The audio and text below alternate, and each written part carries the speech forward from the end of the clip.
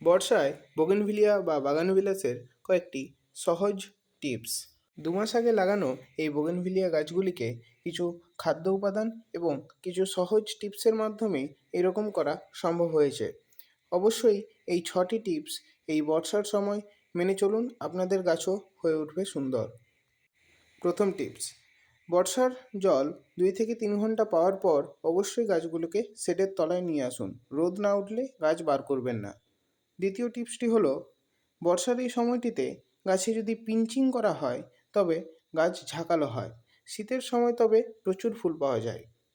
এই সময় চন্দ্রমল্লিকা গাছের মতো বোগেনভিলিয়া গাছের ডগাগুলিকে পিঞ্চিং করুন এবং সফট ব্রুনিং করা যেতে পারে, কিন্তু হার্ড ব্রুনিং বা রিপোর্টিং কোনোটাই করা যাবে না। এগুলি করার সঠিক সময় হলো বর্ষার আগে। তৃতীয় টিপস, বর্ষার এই সময়টিতে বৃষ্টির জল পাওয়ার পর বোগেনভিলিয়া গাছের পাতায় হলুদ ছোপ পড়ে এবং পাতাগুলি হলুদ হয়ে ঝরে যায়। এটি মূলত আয়রনের ডেফিসিয়েন্সির কারণে হয়ে থাকে। এর একটি সহজ উপায় হলো, মোর্চা পড়া 2টি পেরেক টবের মাটিতে পুঁতে দিন। কিছুদিন সময় লাগবে, তবে অবশ্যই এই ডিজিজ দূর হবে। এই রোগ তাড়াতাড়ি দূর করতে চিলিয়েট আয়রন ব্যবহার করা যেতে পারে। চতুর্থ টিপসটি হলো, বোগেনভিলিয়া গাছের বর্ষাকালে বর্ষার জল পাওয়ার পর গোড়ায় পচন ধরতে শুরু করে।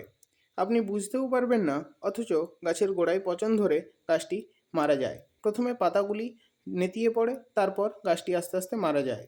এর থেকে গাছকে রক্ষা করার একটি সহজ উপায় হলো, প্রতি সপ্তাহে 2 বার করে গাঢ়ভাবে ফাঙ্গিসাইড গুলে গাছের গোড়ায় 2 ইঞ্চির মতন জায়গা ভালোভাবে প্রলেপ দিন। এই কাজটি সপ্তাহে 2 দিন করে করতে থাকুন, গাছ থাকবে সুস্থ। 5 নম্বর টিপস, বর্ষার এই সময়টিতে বোগেনভিলিয়া গাছের গোড়ায় থাকা বড় পাতাগুলিকে ছিঁড়ে ফেলুন। এই বড় পাতাগুলিতে বর্ষার জল লাগলে পাতাগুলিতে রেন বার্ন হতে পারে, অর্থাৎ পাতার কানাগুলি পুড়ে যায়। সেখান থেকে পরবর্তীকালে ছত্রাকের আক্রমণ হতে পারে। তাই এই পাতাগুলিকে অবশ্যই ছেঁটে ফেলুন এবং গোড়া সবসময় পরিষ্কার রাখবেন, যাতে ফাঙ্গাল অ্যাটাক না হয়। তবে অযথা টবের মাটিতে ফাঙ্গিসাইড প্রয়োগ করার কোনো দরকার নেই। ভালো ছত্রাকগুলিও মারা পড়ে, গাছের গ্রোথ আটকে থাকে। 6th টিপস, বৃষ্টির জল বন্ধ হলে, রোদ উঠলে অবশ্যই টবগুলিকে বাইরে বার করুন। গাছগুলি রোদ যেন পায়।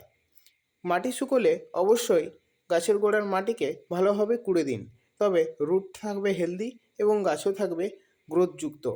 খাবার এবং স্প্রে সংক্রান্ত একটি বড় ভিডিও আপলোড করব, প্লিজ ভিজিট করবেন। ভিডিওটি ভালো লাগলে একটি লাইক করবেন। চ্যানেলে নতুন হলে প্লিজ চ্যানেলটি সাবস্ক্রাইব করতে পারেন। ধন্যবাদ।